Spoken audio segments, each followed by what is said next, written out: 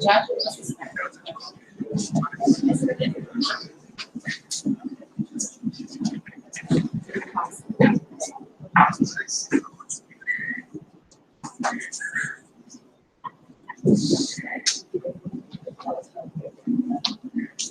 Qual vai ser apagar aqui?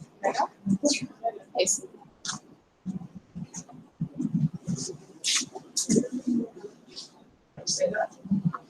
Vamos abrir.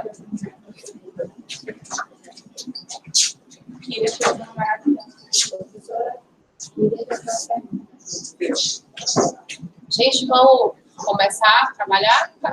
E as meninas estão ali atrás querendo ver o curso. Cadê elas, Mari? Elas são da UFA. Estou em algum lugar. Os caras, professor, fala. Gente, boa tarde. Para quem não me conhece ainda, acho que ninguém, acho que todo mundo aqui me conhece. Eu sou a professora Rafaela, coordenadora do Núcleo de Práticas em Economia e Relações Internacionais, que é o NERI. O NERI está promovendo essa palestra a gente pretende que seja parte de um ciclo de palestras que a gente vai começar em alguns temas que a gente tem dentro das relações internacionais conhecidos como temas alternativos, mas que tem ganhado cada vez mais força no cenário internacional. Então, temas como feminismo, pós-colonialismo, as questões de gênero, questões essas questões que normalmente não são muito tratadas no mainstream das relações internacionais, mas que vão ser trabalhadas aqui dentro de alguns ciclos de palestra. A gente tem convidado algumas pessoas para fazer videoconferências com a gente, né? Hoje a gente tem para videoconferência a professora Ann Tickner. Ela é uma das principais referências sobre o feminismo das relações internacionais, considerada uma das principais teóricas das relações internacionais no estudo do feminismo. Ela não vai fazer uma palestra sobre o feminismo, mas ela vai falar sobre a experiência dela, né, nesse universo, atuando como pesquisa. Ela atua nesse campo de pesquisa há mais de 15 anos, e aí ela está aqui disponível para a gente, para responder perguntas, para conversar com vocês. Então, é o momento, inclusive, especialmente vocês que estão começando no estudo das relações internacionais, encontrarem um lugar, né, alguém para dialogar com vocês sobre esses temas, sobre essas coisas. Toda vez que vocês quiserem fazer uma pergunta, a gente vai começar com perguntas básicas para ela falar sobre a experiência dela, o que motivou ela nesse campo de estudo, e a gente segue com as perguntas de vocês. Então, vocês têm duas opções para fazer as perguntas. Uma para os que estão aqui, né, fisicamente aqui na Sala Harvard. Para os que estão aqui na Sala Harvard, vocês podem fazer as perguntas em inglês, vocês podem vir aqui na frente, fazer a pergunta para ela. A videoconferência, nós estamos conectados diretamente com ela, então ela vai poder ver vocês, tá? Ou vocês podem fazer a pergunta por escrito, e aí eu posso transmitir para ela por Skype, ou alguém pode fazer a pergunta por vocês aqui, se vocês não se sentirem à vontade para fazer a pergunta em inglês. É importante destacar que a professora Ann Tickner não fala português, então a conversa com ela será uma conversa toda em inglês. Posteriormente, a gente vai legendar o vídeo vai ficar disponível no canal do YouTube do NERI. Como vocês já sabem, NERI.unifax, para quem ainda não curte, né, não segue a página do NERI, sugiro que siga, assista as outras palestras que a gente tem lá. Então, vocês podem acompanhar tudo que a gente faz. A gente vai legendar esse vídeo e esse vídeo vai ficar disponível também para vocês assistirem depois. Para quem não está aqui fisicamente, para quem está acompanhando a gente pelo YouTube, o chat do canal do YouTube está aberto. Então, pode enviar a pergunta para o canal do YouTube e a gente transmite para ela via Skype. Então, a proposta desse momento é poder dialogar com uma das principais teóricas do feminismo nesse âmbito das relações internacionais. Uma autora que desbravou o caminho, né, dentro das relações internacionais, dentro do universo teórico. Então, ela vem Se vocês acompanham, boa parte dos teóricos que a gente trabalha são homens, né? E ela é uma das autoras que alcançou o seu espaço, alcançou o seu lugar nas relações internacionais. Então, eu acho que ela vai servir de inspiração para vocês e eu espero que vocês aproveitem esse momento de conversa com ela. Não é todo dia que a gente tem uma pessoa famosa das relações internacionais, né, um teórico conceituado, tão aberto e tão disponível para dialogar com a gente. Eu vou fazer agora a videocall com ela e vocês já podem preparar as perguntas. Vocês vêm aqui na frente, se apresentam o curso, né, de onde vocês são, o curso que vocês fazem, e podem fazer a pergunta diretamente para ela, tá? Vou fazer a videocall aqui para a gente.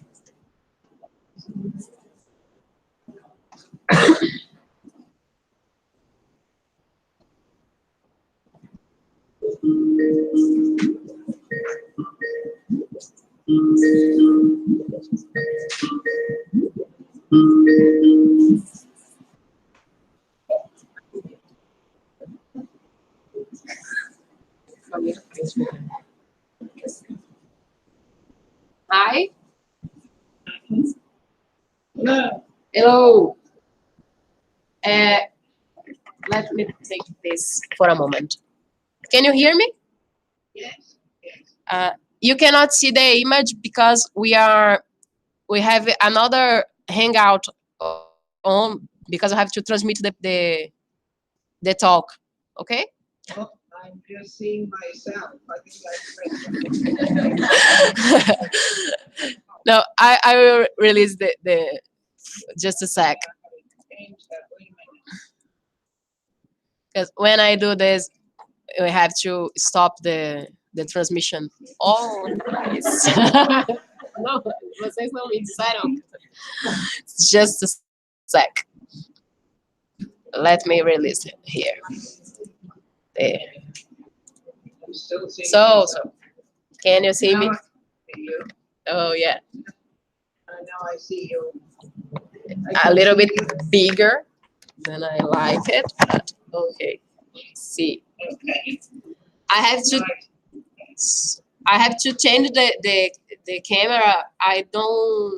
It's not possible that I transmit my image and the talk at the same time in the channel of YouTube. We have many students that are watching us on YouTube because we are online now. Okay? Mm-hmm. So Okay. I'm going to close my camera now because I have to open the YouTube now. Okay? Mm-hmm. So just a sec.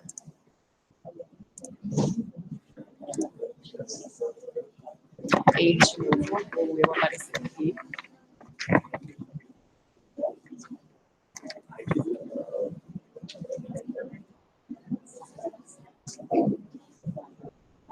We all can see you. Mm-hmm. And I have to just a sec.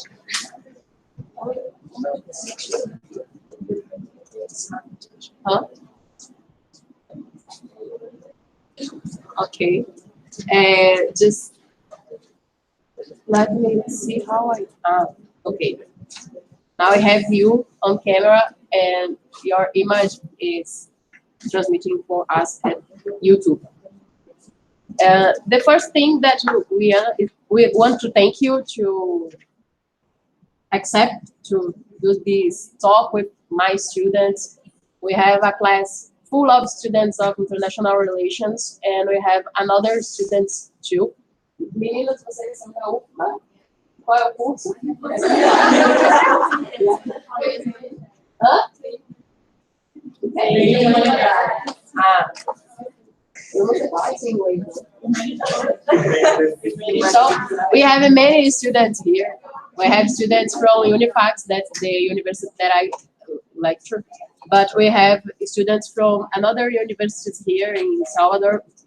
UFBA is the Federal University of Bahia. We have students here.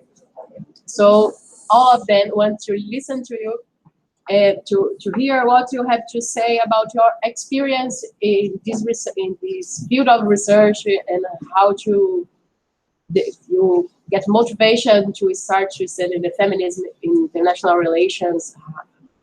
How this happened to you? How long would you like me to talk? What? How long? How many minutes you want to talk? Well, how many do you want? It's up to you. It's up to you. You can talk.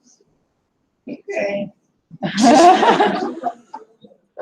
want to thank you very much for inviting me. This is a wonderful honor for me to be able to talk to students at your universities, and I'm very gratified that you invited me.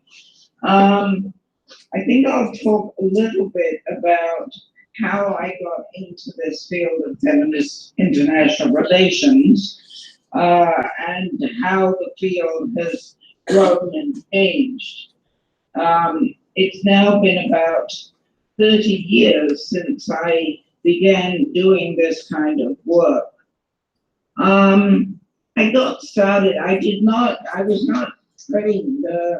My PhD was not about anything to do with gender or with feminism, but when I started teaching in Massachusetts in the United States, I began to notice that there were very few women in the field. There were very few women authors that I could assign to my students, and it was in the 1980s when the United States was very preoccupied with the Cold War, and I was required to teach a lot about strategic studies, national security, and I began to notice that many of my women students particularly found the field very alienating. They did not feel that it was speaking to them. At that time, there was really no work by feminists in international relations. There was work by feminists in other fields, but not in international relations. So there wasn't really very much I could assign. I just happened to read a book by a physicist, an American physicist by the name of Evelyn Fox Keller, wrote a book called Gender and Science.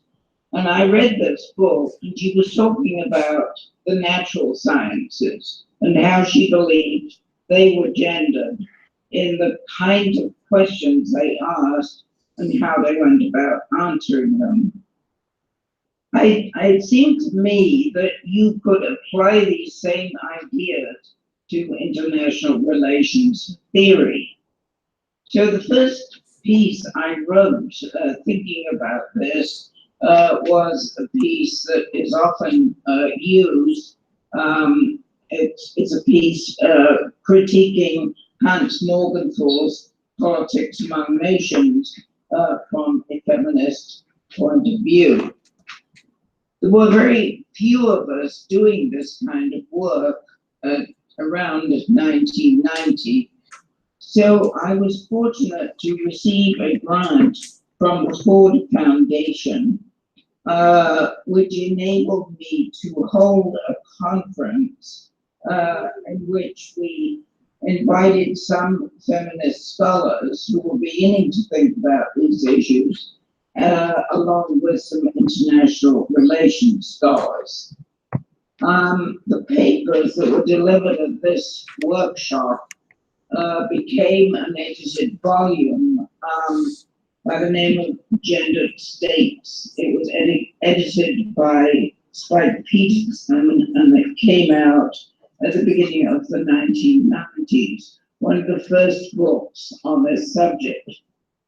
I then myself published a book called Gender in International Relations, which was actually the first singly authored book about a feminist approach to international relations and about a feminist critique of the discipline. So I think what we were doing in the early 1990s was beginning by critiquing the discipline itself, its masculine biases. After that, you begin to get a lot of feminist work that was doing empirical studies. That was kind of the second phase of feminist international relations. Scholars began to study topics like trafficking women in the military, military prostitution camps, all of the domestic servants, a lot of issues that international relations had really never looked at before. As I continued my own work, and I have not done very much empirical work, I've more talked about gendering the discipline. I began to see that one of the reasons why it has been rather a struggle to get feminist approaches accepted in international relations is that we use very different methodologies from much of the discipline. If you talk about gender, we see gender as a social construction, and it's not very amenable to the kind of theoretical frameworks that are prevalent, at least in the United States, in international relations. Rational choice theory, quantitative work, it's different. When you start talking about social identities, you need different kinds of methodologies to study them. So much of my subsequent work has been writing articles trying to talk to the discipline about misunderstandings which seem to arise from these different methodologies. I would also say that I've indicated a little already the kinds of issues that feminists study. Feminists are asking different questions. International relations is often centered on relations between states, on issues such as national security. Feminist international relations, as I've said before, is talking about different issues, but it also seems to be putting people into international relations. Traditionally, the discipline has been, people have been rather absent. It's much more been about states than about individuals. And a lot of feminist work starts, well, with the individual, at the individual level. So I was talking about the early beginnings. So what has happened with the field now? After 30 years, it's really grown. It's been very gratifying to see so many different scholars investigating multiplicity of issues. Still in the United States, however, we still have problems in being understood and taken seriously by the mainstream. You often find that feminist books or articles are not assigned in introductory international relations courses, and this is changing a bit. I think we've been more successful with publications, and I think we've also been more successful in different parts of the world. I spent quite a bit of time in Australia at Monash University, where they have just established a center on gender, peace, and security. Feminist work is also being used by governments and by NGOs working on women's issues around the world. I'm very happy to say that I am a co-editor of a wonderful series. I hold up this book. I don't know whether you can see it, but the series is called Oxford Studies in Gender and International Relations. And so far we've published about 20 books on very different subjects. And if you are able to get a hold of any of these books, I think it really gives you, I think the most of the kind of most important books in the field are being published in this series. I myself, the book I held up is a collection of some of my work over the last 30 years. I've collected in this book, and I have an introduction which talks about how I got into the field and my personal journey. It's entitled A Feminist Voyage Through International Relations. So we are doing well, but we still have a little trouble publishing in mainstream journals.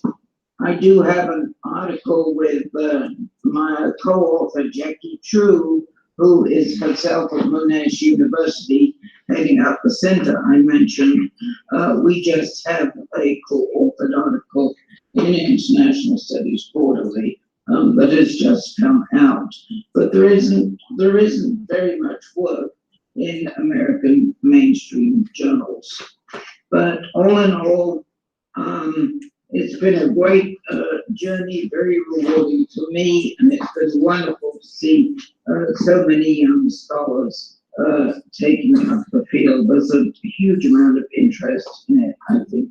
And also, I think that the policy and the non-governmental community is taking, the international policymakers are taking this very seriously. The United Nations, as you may know, the Security Council in 2000 passed a resolution called 1325, in which it said that women should be included in security provision, they should be at peace tables, and special attention should be paid to women and violence. Subsequently, the United Nations Security Council has passed 7 further resolutions. Together, these are called the Women, Peace and Security Agenda. States sign on to this. Implementation is still quite a long way off, but it's been gratifying to see that the international community is taking these issues seriously. I think that's really all I want to say, but I would be very happy to answer questions. So, just a second. Alguém tem pergunta? Quer fazer agora? So, we have a question here that beyond the gender predilection, which was the main obstacles faced in the feminist theory trajectory inside the international relations? I think I have alluded to that. I think that the main obstacle is methodology, the way we study international relations. I've been told by a leading international relations scholar that he found it very interesting, the kinds of questions that feminists ask, but they don't go about answering them in the way that seems acceptable. In the United States, international relations is heavily dominated by positivist theory, hypothesis testing, and so forth. And as I said before, this doesn't work very well when you're talking about gender as a social construction and identity. I think in some ways that has been the biggest obstacle, but then there's also the obstacle that people still kind of think, well, why do they have to assign this? What does this have to do with international relations?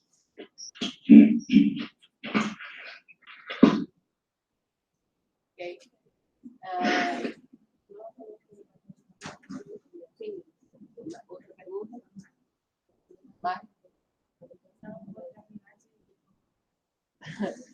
And you have any suggestions to students that start to the course of international relations now? How can they make something in this field, in these studies of feminism and gender and things like that? Because here in Brazil, we usually work feminism and another things like that in like alternative theories, and it's not a mainstream of international relations, and we almost don't know how to do this as bring the feminist theme to the mainstream of international relations. Do you have any suggestions so we can do this here in Brazil? Well, I think the same problems come up everywhere. I think that when we talk about feminist international relations, people think it's about women, and somehow that doesn't belong in an international relations course. I have never been able to understand this, but there is a huge resistance.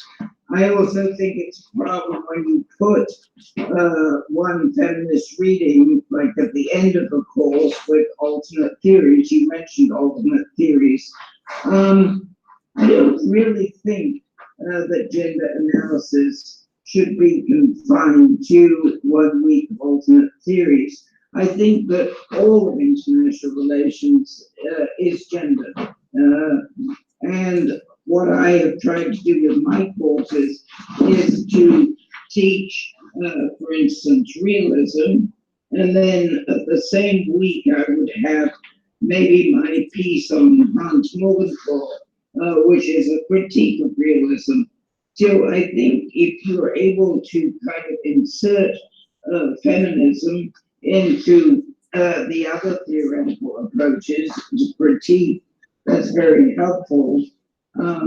As far as readings go, I don't know whether you use feminist readings. I think my books have been used fairly widely as kind of introductory text, and I have found that professors will assign my work because I do take the mainstream very seriously, and I do start by talking about the mainstream, whereas some feminists are rather far from what international relations theorists can recognize as being in the field itself. But it's a struggle, there's no doubt about that. If you have any good ideas as to how to overcome that struggle, I would be very interested to hear them.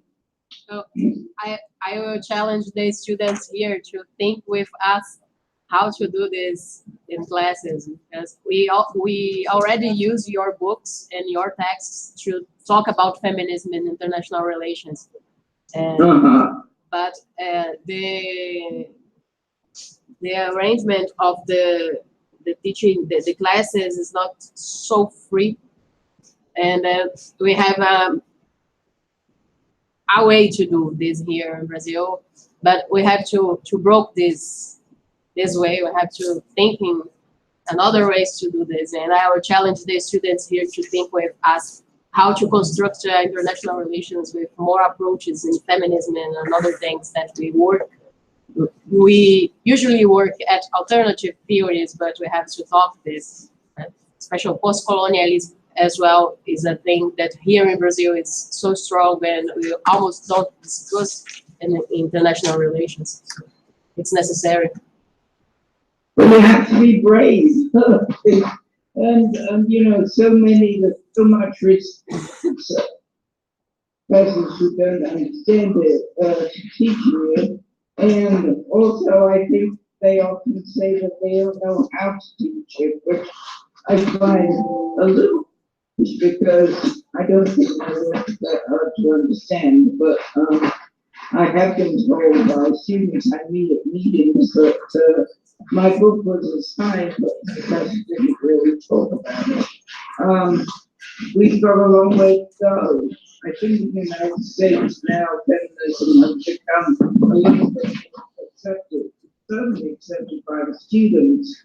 I think it's just a question of getting professors who just don't understand why it fits in the field to assign it. I think my articles, starting with "You Don't Understand," which are all in the book I mentioned, go some way to trying to explain what some of these problems are. I have a series of articles in International Quarterly that tries to talk about why it seems so hard to be understood. But then there's just so much resistance to feminism as a word and as an idea.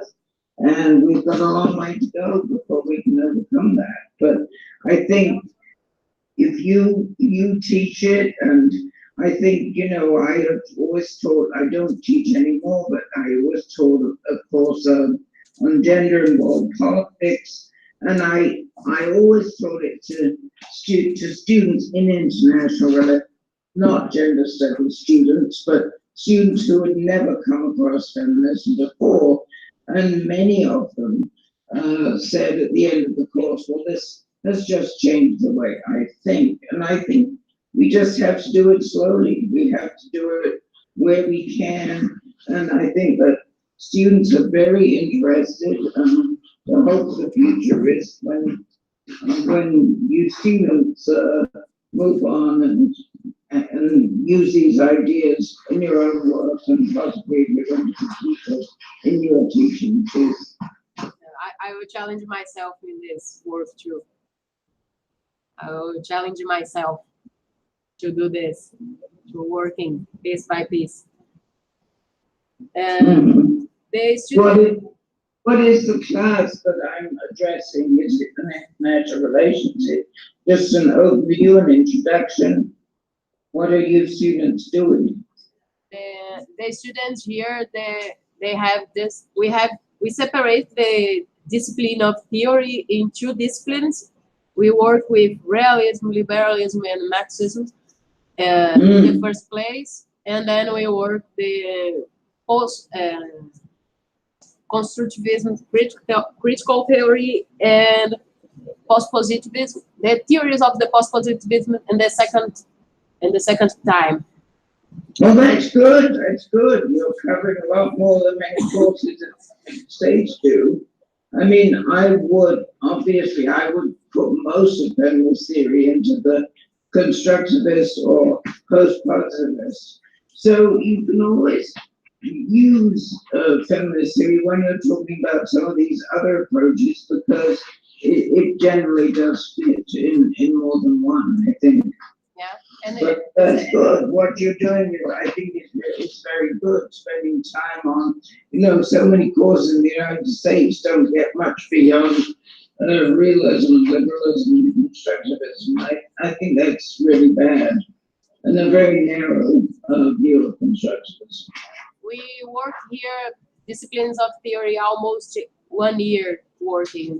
They have 2 semesters to work, just theories, and with another disciplines that they use analysis with using theories and another things to use the theories. But I never think in use the feminism like a transversal theme in the teaching of all the theories, working theory by theory, discussing the feminism.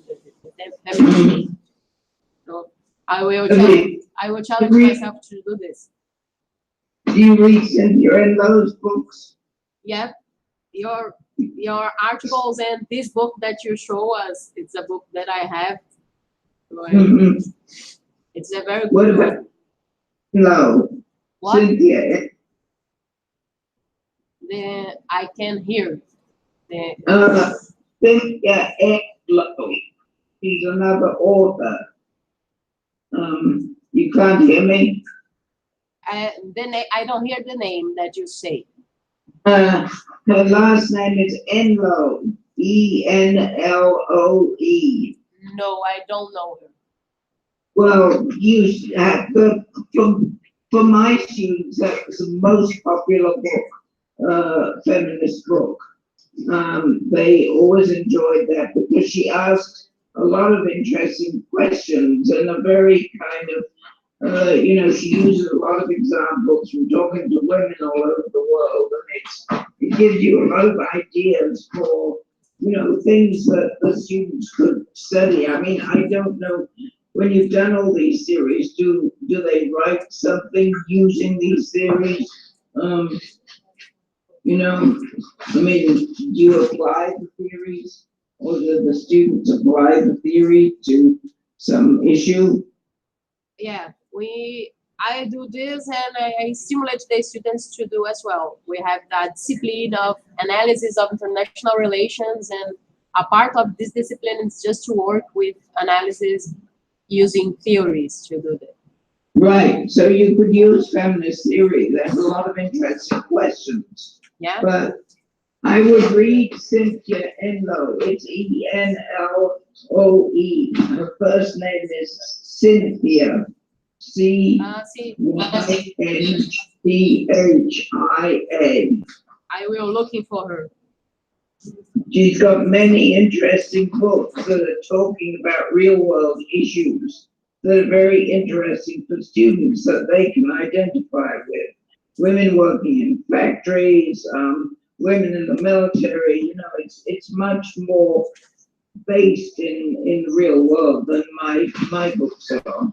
And I think the students would find a lot of ideas there of ways they could kind of apply the theories and puzzles and questions. Oh, great. I will looking for her. The students here are asking to, if you can talk a little bit more about gender peace and security. Oh, okay. Well, the gender peace and security agenda, which I mentioned, came out of the United Nations Security Resolution. And they call on the international community to pay special attention to gender-based violence in war. They call on the international community to think about including women in peace agreements and in other ways of security provision.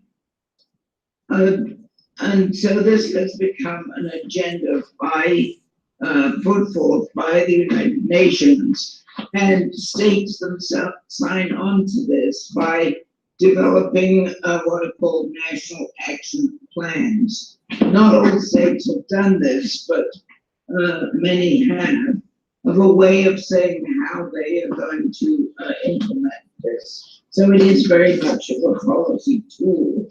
But you also we've also found that in the last few years, a number of academic centers have taken up this agenda. The one I am associated with at Monash University is called the Gender Peace and Security Center. They do empirical work particularly around East and Southeast Asia. They study women and violence. They have projects aimed at trying to understand how more women should be in peace agreements. And they work quite closely also with the Australian government and also with non-government organizations such as the Women's International League for Peace and Freedom. A number of these centers have cropped up. There's also one in London, at the London School of Economics. One in Washington, D.C., where I live at Georgetown University. And all these centers are producing research about this agenda, and they're also working somewhat with government. There have been very, very interesting studies that have come out of this agenda. One has shown you know, very few women get to sit at peace tables, and women always say it's the men who make the wars who get to make the peace. There have been empirical studies that show that peace agreements are more likely to last if there are women at the peace table. This was true in the Colombian peace agreement. And it's been shown empirically that this does make a difference. So sort of pushing states and pushing the Scandinavian states, Norway does a lot of peace mediation, and they have insisted in at times when they are mediators, the women should be able.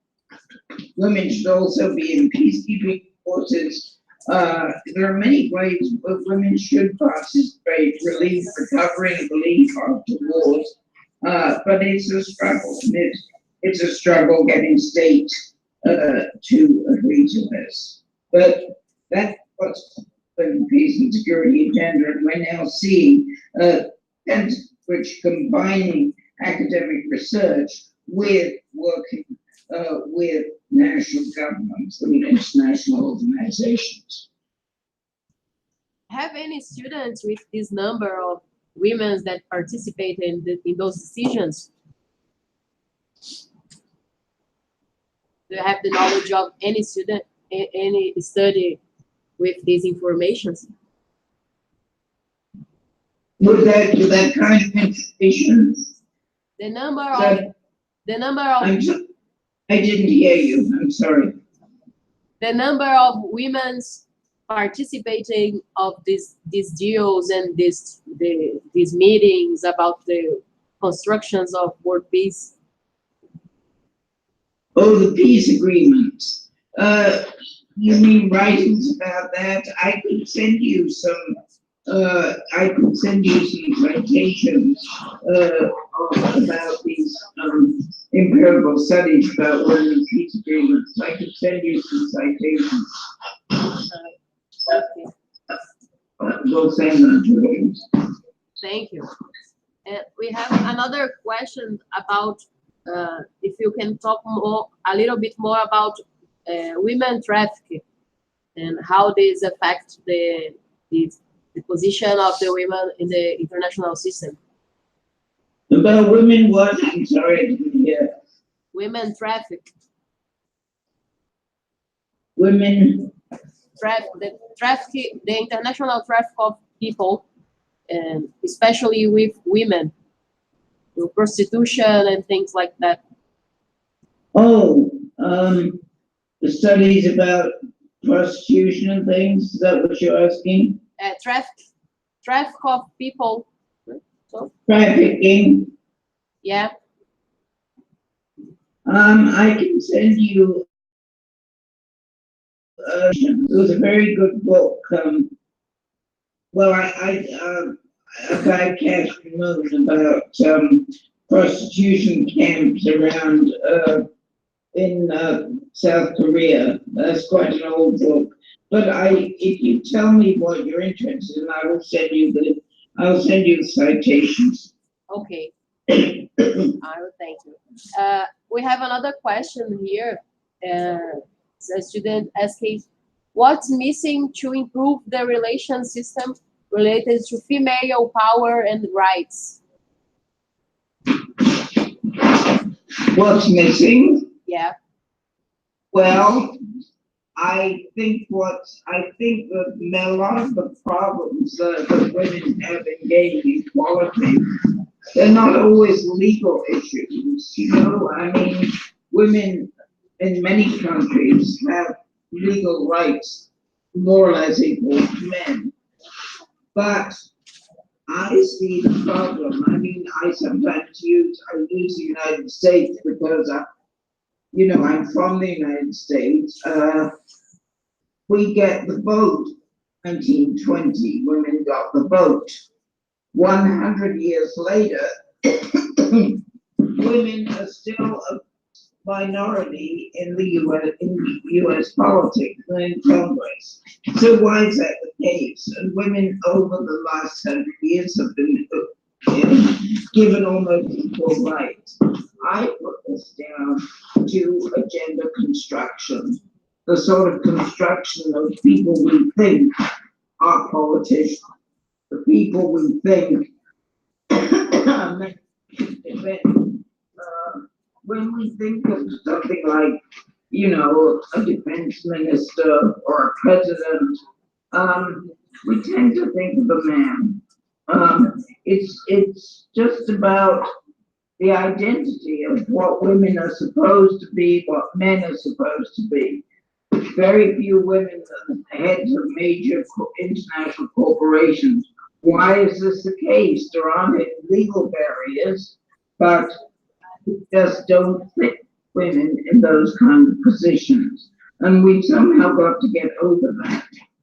I always argue that we will not completely get over until men are willing to do the sorts of jobs we associate with women. You know, there's just a huge difference. We think of men as doctors, we think of women as nurses. We need men to be nurses and women to be doctors. I'm generalizing because this has changed, but it's all about the gender identity of what we expect somebody to look like when they occupy a certain position. And this is very, very difficult to get beyond. Yeah. It's really difficult, this construction, the system. We have a student here and she wants to ask you something. She's a student of the third semester of international relations here in the university. Her name is also Rafaela. So I will pass the word to her to ask you to make the question for you. Okay. Hello.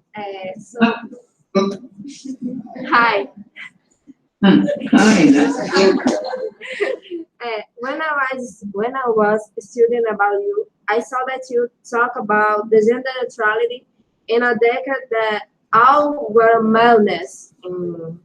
Can you please get deeper in what this hegemonic masculinity means to the global system? Oh, that's a difficult question. What masculinity means in the global system? Is that what you said? Sim, sim. Yes.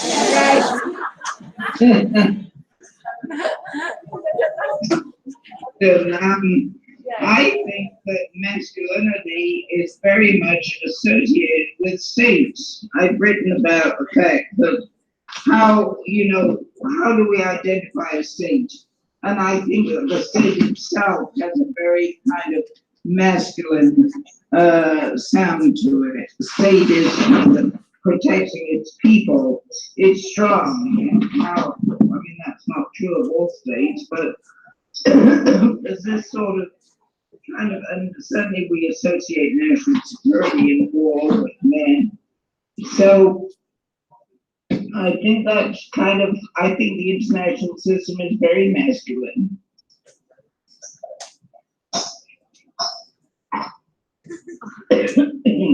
Okay. Does that answer your question? Yes, thank you. So we have another question from one of my colleagues, and he asks if she asks if of the national sovereignty,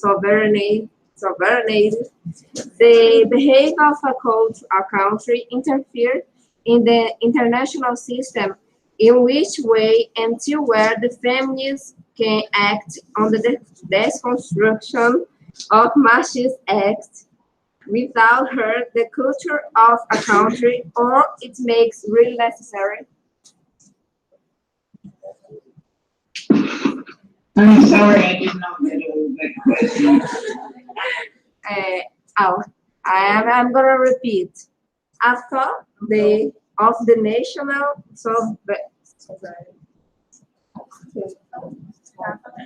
sovereignty, the behavior of a country interfere in the international system. In which way and to where the feminists can act on the deconstruction of machist acts without hurt the culture of a country, or it makes really necessary? Sorry, I'm not quite getting that. You're talking about the behavior of the country. Yeah, it's about sovereignty. Kind of. The national sovereignty. In a masculine way, is that what you're asking me? Of country. Yes, but about the question, kind of the question that I made you before, about the hegemonic masculinity. Hegemonic masculinity. But in the culture. The culture. Well, I'm not sure that I got that complete, but I think that there's the idea of hegemonic masculinity is the sort of ideal type of masculinity. As far as applying it to a state, I think that all states kind of aspire to these hegemonic masculine characteristics, such as being strong, being powerful, being independent. You know, there are a lot of words that states like to use when they're doing international politics, that sound very much like masculine words. Is that helpful? I'm not quite sure that I got the question. Okay. Thank you. A student here wants to know how can actors in international system could act affecting the construction of the system. So the example that the student used, it's about Malala changing the culture of this country, and how can you see that this could happen? How women could help to reconstruction the cultural values of the state, working with these aspects of the sovereignty and the government that hold these structures of culture and things like that. Well, I mean, there are so many wonderful women doing a lot of good things, but women are very strong. And the problem, you don't hear about what they're doing.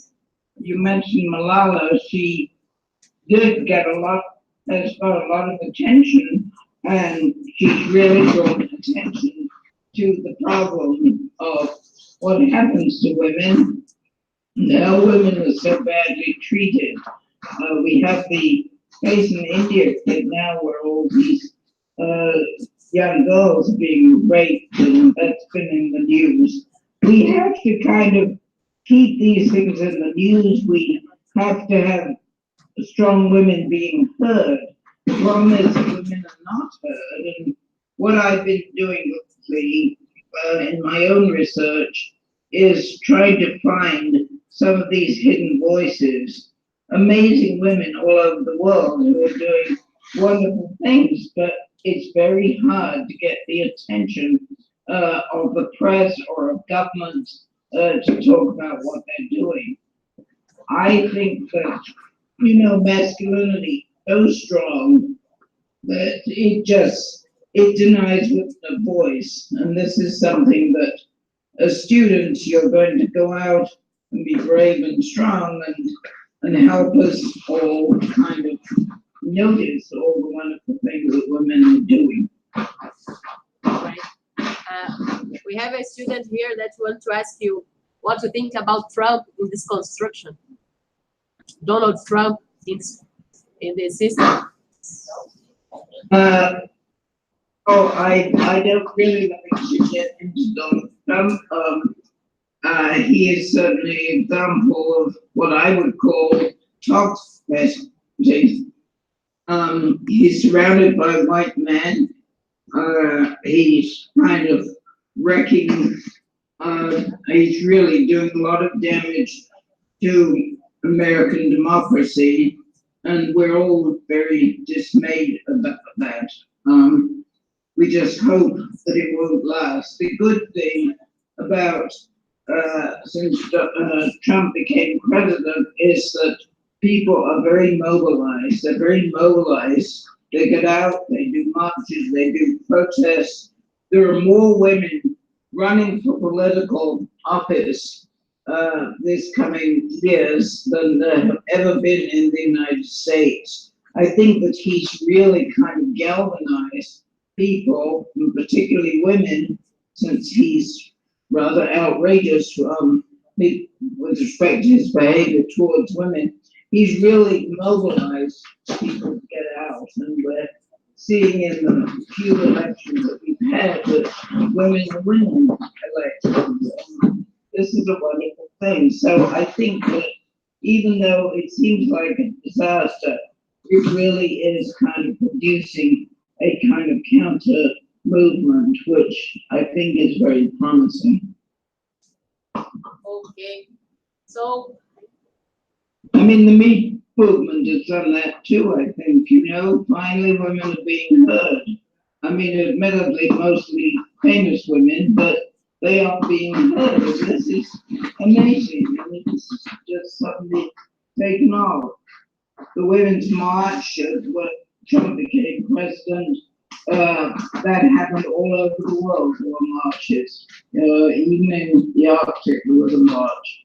So, you know, this is, I think that women are being heard and they're becoming more empowered. We just have to kind of keep on with that. So, the Trump administration seems like a big backward step for women, but I think, as I just said, it's released an enormous amount of, you know, activism on the part of women and other people too who see a threat to our democracy.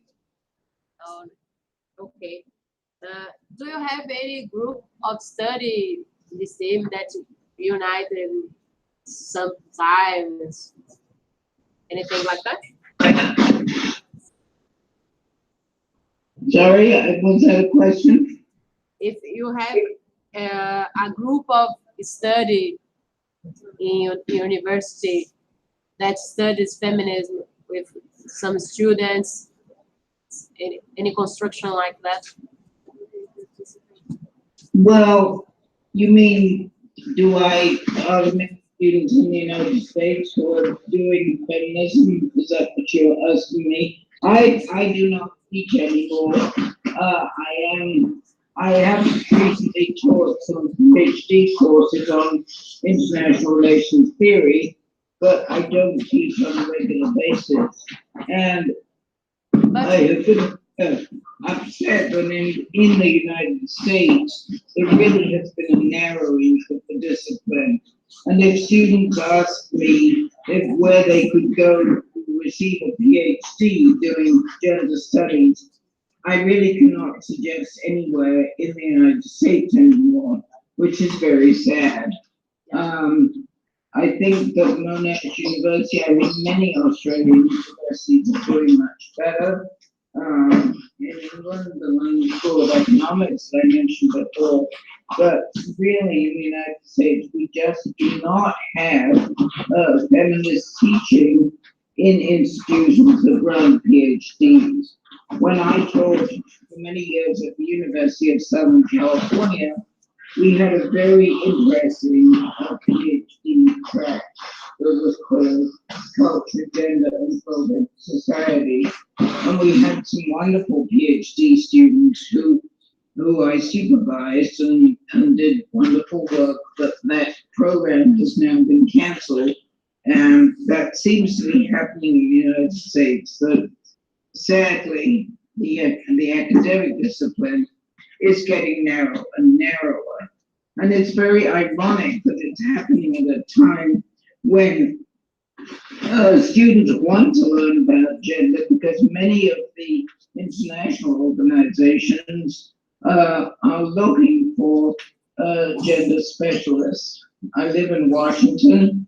Right now, it's a bit different since Trump came in, but you know, before that, the U.S. State Department, particularly when Hillary Clinton was Secretary of State, really prioritized gender issues, and students who are training at American University, where I am, would say we need to learn more courses about gender, but the academy, I think, is behind the course of world and its attention, and this saddens me greatly.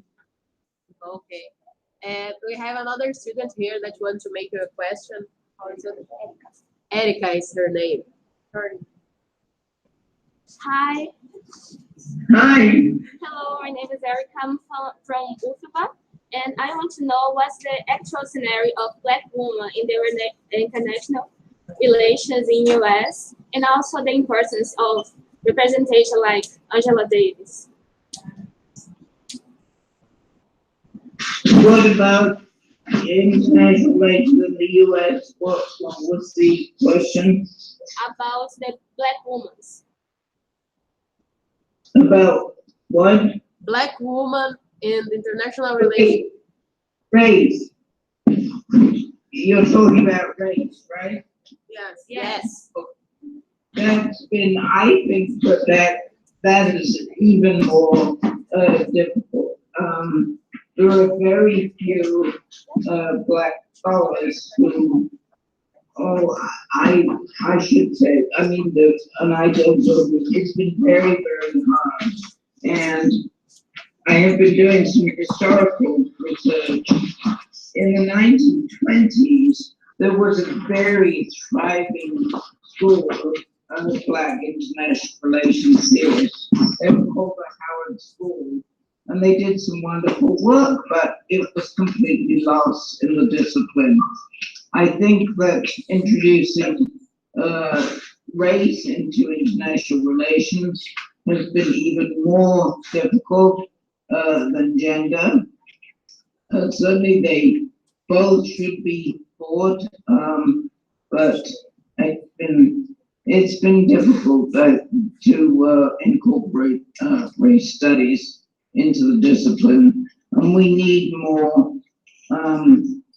Black scholars too. I think that it's a very white discipline, it's very a male discipline, and I think it's very alienating to many Black scholars, the discipline itself, and that is really too bad.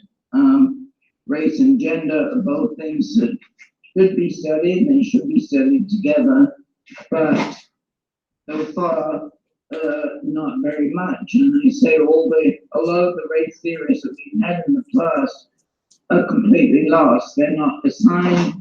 I've just been doing some research on some of these scholars. There is a wonderful book that I could also send you the citation for, a book by somebody called Robert Vitalis, talking about race in the United States and international relations. A very, very interesting book. I will add that to the list of citations I'll send you.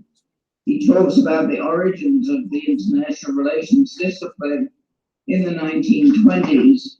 That time it was preoccupied by race.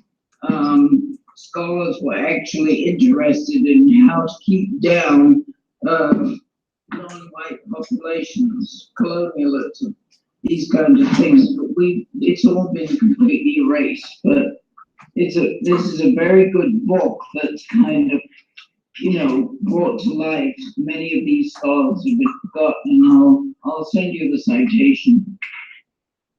Thank you. Thank you. So the last one, and we can end for today. I want to ask you if we here want to open a group of research in this theme of feminism. Could you help us? Sure. In what way could I help? I assistant us talking with us sometimes when we also don't know how to do this, how to start this. So I think this is the first step that we made in this direction, but we also need a little bit more assistance to do this. And it will be a great pleasure if you can help us. Sure. I could send you my syllabus from the course I used to teach on gender and world politics. But I can, we search both again. I can, talk to you again. But in the meantime, I can send you some of these citations and maybe the course outline courses that I taught on gender war politics. I will thank you for that, and it will be amazing to help us in this. I'd be very happy to. So I have to thank you now to give your time for us and be so open to our questions and our students here in the university. So, well, they were wonderful questions, and I'm so appreciative that you asked me. I really enjoy doing these kind of things. It's wonderful to be able to meet students in different parts of the world. And next time, I'd like to hear a bit more about, how you see international relations from Brazil. I very much spend most of my time in the United States, and I also go to Australia, and I sometimes go to England, which is where I was born, but I've never been to Brazil, and I'd love to hear more about what you're doing too. So I will keep in touch by sending you some of these materials, okay? Okay, and we have to correct that. We have to bring you here to Brazil. I will say. I'm getting too old to travel, I think. I don't travel very much anymore. Oh, it's a shame. But we're gonna do like this. We're gonna do a video calls, and we're gonna approximate the universities. They talk here in Brazil about theory, about feminism. The students here are wonderful. You're gonna like them. Well, I can, I'm always available through Skype, but that's about what I do these days, okay? Okay, thank you. Well, thank you so much for asking me, and thank you for those wonderful questions, too. Oh, let's give her.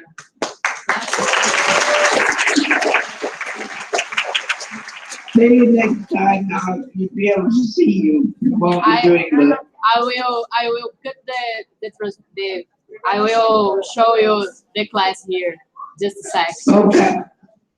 Now? Yeah. Okay. You're going to just a sec. We have many students here. Oh yes, my goodness, what a lot. Wonderful to see you. Great to see you all. Thank you for listening. It was wonderful. Okay. Any men? Any man representing, please stand up. I also... Do it again. You see, we're not going to be successful with this until we have a class that's half men. You see, I mean, men have to take responsibility for gender analysis because, as we have said, a lot of it is about masculinity. And I'm not saying that all men conform to this hegemonic idea of masculinity. They certainly don't, but we have to have men take responsibility for gender courses. Wonderful to see you all. And all smiling. Great. These guys over there like to discuss about security and militarism, and I have to contribute with this cause. Hard power. You can think about why those issues appeal more to men than women, because they seem to, right? No? E aí, vocês querem responder para ela? Tá perguntando por que vocês acham que essas questões de segurança são mais para homens do que para mulheres? Vem cá, que não dá para ver você direito. He will come here to talk with you about your question. Okay. You have to come here because the sound. Hi.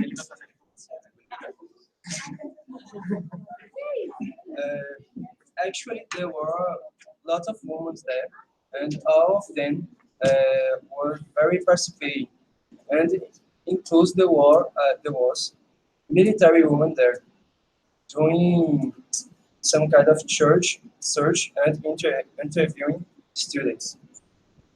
So they were at a congress about defense. We have the Ministry of Defense of Brazil giving class in a university here, in another university here in Salvador. So, and at the same time, we are doing a conference with you about feminism. Oh, okay, interesting. Well, it's always interesting to ask those awkward questions to people like that. Ask them what they think about all of this. That's difficult for them to answer, right? Yeah, yeah.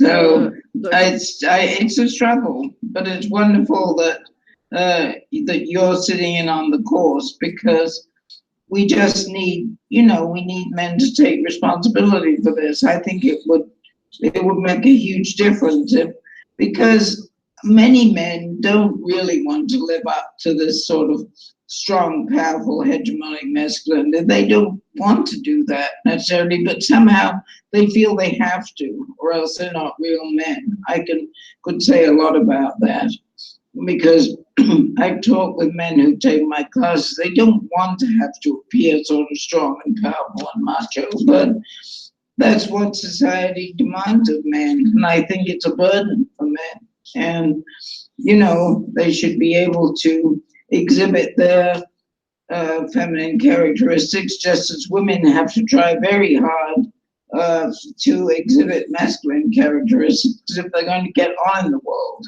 So I do want to stress that I'm never talking about men and women. I'm talking about masculinity and femininity. And that's a very different thing. It's what we kind of expect a real man to be and what we expect a woman to be. And women have a very hard time living up to it. That's, I think, importantly, why you don't see more women in high positions. And men have a struggle also living up to this ideal. And I think that's too bad. But we're going to have to work on that for a long time. Yeah. Okay. We're gonna start. No? It's just a beginning. Okay. Well, it's wonderful to see you all. I hope we can do it again. We have another question here. A little bit late. Oh. No, you have to came here. Bye, boys. Hi. So Hi. I have a question for you, because I was making some researches about you, and then I saw that you were born in London. So was like your research and like your books one of the reasons why you moved to the US? No, my whole life, I think, has led me to do the kind of work I do in international relations. I was born in London in 1937. So as a small child, I lived through the bombing of World War II. That was not very pleasant. We were always in air raid shelters, watching bombs go over the house. It was difficult. So I had a very first-hand experience of war. And then my father worked for the United Nations in the 1950s, and that was why I came to the United States. United Nations was newly formed at that time. It was very idealistic. There was a lot of hope for all the good it could do in the world. And I think that those two experiences kind of pushed me towards studying international relations. Before I got into feminism, I was doing a lot with peace studies, and I actually taught courses about peace studies. I started a peace studies program at the college in which I first taught in Massachusetts. And I think that all came out of my own experiences with war and trying to kind of think beyond war. And really that is what international relations is about. I mean, it started as around World War One, trying to think about how we could get beyond war. And I think that that motivates a lot of international relations scholars. I see, because like it's like you said that like nowadays we can like louder. Yes. That nowadays, basically what you said is that you can do what you do like wherever you are, right? What? Sorry, didn't miss that. You can do like your research and everything basically everywhere that you are, like everywhere in the world, like doesn't matter where. Because like I thought that you had moved to the US because of that, because you see No. the US has like a larger like amount of like influence or stuff like that. That's just what I thought. No, I did that. I moved to the United States when I was 15 years old, and I went to the University of London, but then I went to do a postgraduate work at Yale University in the United States, and that was where I met my husband and got married. And I didn't actually start my career till later. I had my children first and kind of stayed at home, and then later on I studied international relations, but it was more a question of where I ended up, where I married, and where my home was. My parents were there, etc. So that's, I didn't go to the United States because it's a big, powerful country, although I mean, Britain, you know, used to be a hegemonic country, and so I figure I moved from a dying empire to one that was more still somewhat neo-imperial. So I'm not sure which identity is preferable to claim. I think the one reason I do feminism is that it's all about identity and feeling my own identity somewhere in the middle of the Atlantic. You know, I think a lot about identity, national identity, and where you think you belong. It's an interesting question. And I never know where I think I belong. But that's fine. I'm happy with that. Okay. Okay, we finished? Yep. I asked to the students here to be all together so you can see all of them at the same time. So we're gonna be together. Hey, great. Thank you for listening. It was I really enjoyed it. We'll do it again, okay? Okay. Thank you, Professor. Bye. Bye. So bye. Thank you for. So I will show you me here. So I have to. So we have to disconnect here, and then I come back to talk with you, and I will just give for them the texts that you send me. I'll send you some ideas for these texts, okay? Okay, really thank you, and Be in touch again. have a wonderful afternoon for you. Okay, Bye. bye.